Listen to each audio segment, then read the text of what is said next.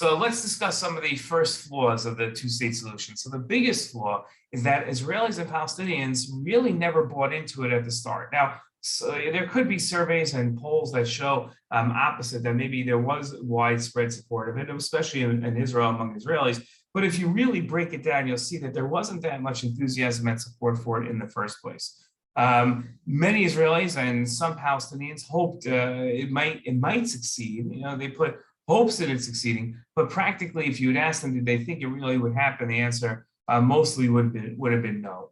On both sides of the conflict, many thought, in fact, almost all think, that the entire land from the Mediterranean Sea until the Jordan River, what we call Eretz Yisrael, what the Palestinians call Palestine, what was known as Palestine for 2,000 years, and before that was known as Judea, that the entire land is ours. And as both sides think that the entire land is theirs, so why should they give it up to a foreign entity? The Israelis think that about the Palestinians, and the Palestinians think that about the Israelis. Israelis maintain that they won control of Judea and Samaria in what the Palestinians refer to as the West Bank in 1967 in the Six-Day War.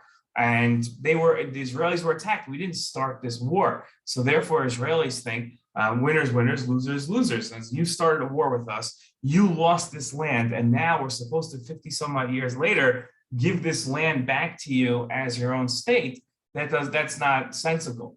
Palestinians consider the land stolen from them in 1967 and feel that they deserve to have that land back. Not only that, but Palestinians feel that the entire land from the river to the sea was stolen from them. They commemorate the start of the state of Israel with what's called a Nakba, the day of great catastrophe, and therefore feel that it should definitely be returned to them.